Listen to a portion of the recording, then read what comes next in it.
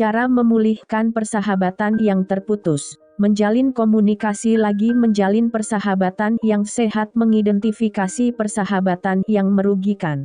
Munculnya masalah kecil dalam persahabatan adalah hal biasa, tetapi hubungan terkadang sulit dipulihkan setelah terjadi pertengkaran hebat. Jika persahabatan ini sangat berarti bagi Anda, kemampuan mengendalikan emosi berperan penting untuk mengatasi masalah yang sedang terjadi. Walaupun sulit, persahabatan yang sempat terputus akan semakin erat kalau berhasil dipulihkan. Bagian 1.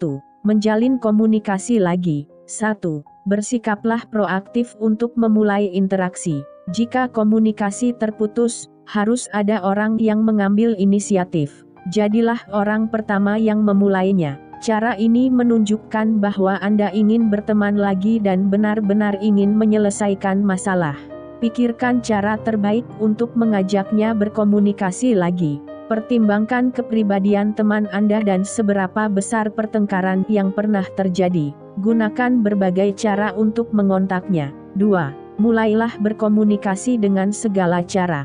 Jika ia tidak menjawab saat Anda menelepon, tinggalkan pesan suara yang menjelaskan bahwa Anda ingin memperbaiki hubungan, lalu kirim pesan singkat dengan berita yang sama. Jika ia memblokir nomor ponsel Anda, kirim surel. Jika surel Anda tetap diabaikan, sampaikan pesan secara personal melalui media sosial. Jika semua cara gagal, datanglah ke rumahnya untuk berbicara empat mata. Setelah menggunakan cara tertentu, tunggulah responsnya beberapa waktu sebelum berkomunikasi dengan cara lain. Jangan sampai ia merasa terusik atau tertekan. Jika Anda menerima kabar melalui pesan singkat atau surel bahwa ia bersedia menemui Anda, ajaklah bertemu di area publik yang disepakati bersama agar tidak seorang pun merasa terintimidasi atau tertekan. 3. Hargai privasinya.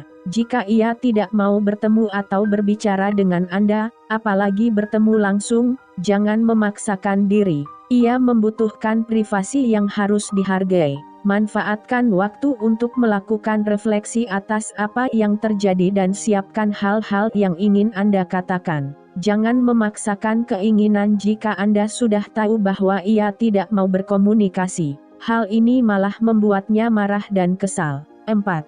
Jelaskan masalah yang sebenarnya dengan jujur dan terbuka. Sampaikan apa yang Anda rasakan karena masalah ini lalu mintalah ia melakukan hal yang sama. Biarkan ia berbicara dengan leluasa. Simak baik-baik penjelasannya dan jangan memotong pembicaraan. Dengan demikian, Anda berdua bisa mengklarifikasi duduk masalah yang sebenarnya dan mengetahui apa sebabnya. Ungkapkan perasaan tanpa mengucapkan kata-kata yang menyerang atau menilai. Contohnya, alih-alih mengatakan, "Kamu sudah membuat keputusan bodoh," katakan, "Aku ingin tahu mengapa kamu bersikap seperti itu." 5. Gunakan kata saya atau aku. Cara ini membuat teman bicara tidak merasa dipersalahkan dan suasana percakapan lebih tenang. Contohnya, alih-alih mengatakan, "Kamu benar-benar egois," lebih baik Anda jelaskan, "Aku merasa sepertinya kamu tidak mengerti kalau aku sangat terluka karena ucapanmu." 6.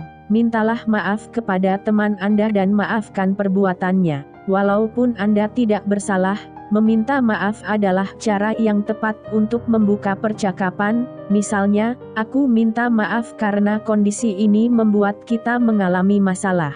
Aku harap kita bisa berteman lagi." Jika Anda pernah berbuat salah, mintalah maaf dengan tulus. Jika ia meminta maaf, maafkan kesalahannya dengan sepenuh hati. 7.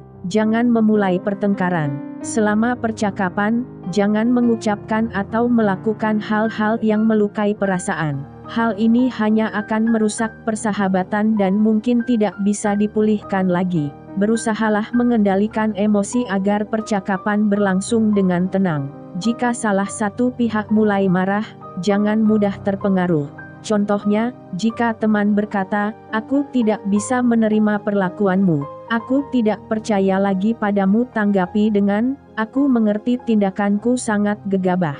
Aku minta maaf dan ingin memperbaikinya. Tolong beritahu apa yang harus aku lakukan." Bagian 2. Menjalin persahabatan yang sehat. 1. Bebaskan diri dari rasa marah atau frustrasi. Jika Anda benar-benar ingin memulihkan persahabatan, mulailah dengan melepaskan perasaan negatif karena masalah ini dan maafkan teman Anda. Mintalah ia melakukan hal yang sama. Lupakan masalah yang pernah terjadi dan berfokuslah ke masa depan. 2. Buatlah rencana untuk memulihkan persahabatan. Tanyakan kepada teman apa yang perlu Anda perbaiki untuk mempererat persahabatan. Contohnya, tolong berikan saran agar masalah ini tidak terulang lagi, dan apa yang harus aku lakukan supaya kita tetap berteman.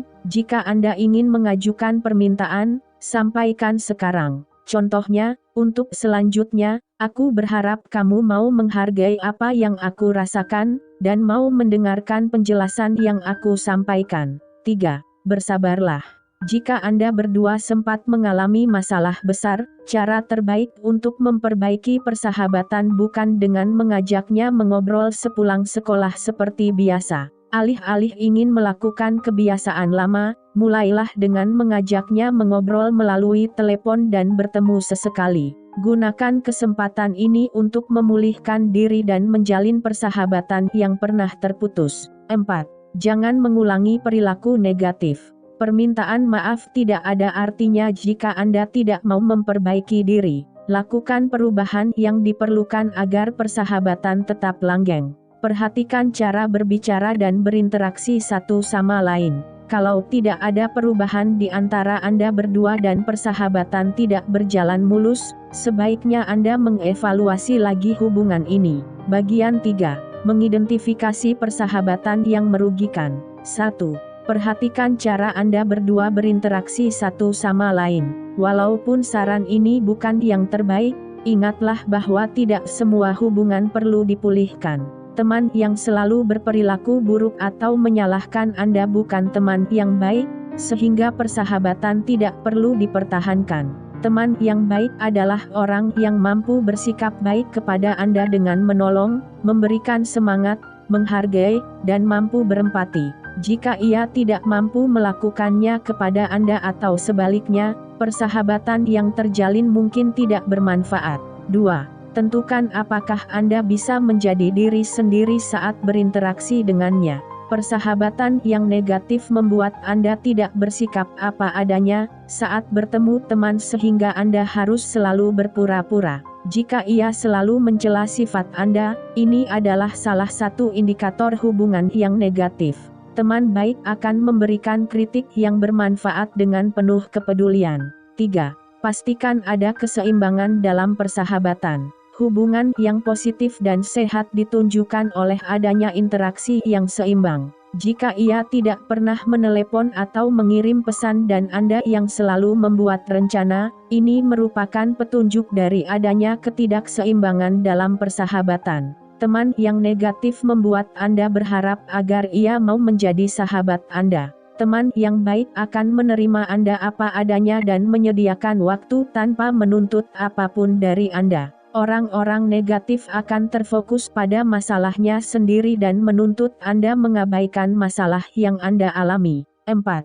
Pertimbangkan apakah persahabatan yang sedang berjalan adalah hubungan yang positif dan bermanfaat bagi kedua belah pihak. Mulailah dengan mengamati apa yang Anda rasakan saat berinteraksi dengannya, dan jawablah dengan jujur apakah Anda bersedia memberikan dukungan yang tulus, merasa nyaman berteman-temannya, dan selalu percaya kepadanya. Teman yang baik seharusnya siap mendukung satu sama lain. Teman adalah orang yang bisa memberikan inspirasi satu sama lain agar Anda berdua terus mengembangkan diri. 5. Putuskan hubungan dengan teman yang negatif.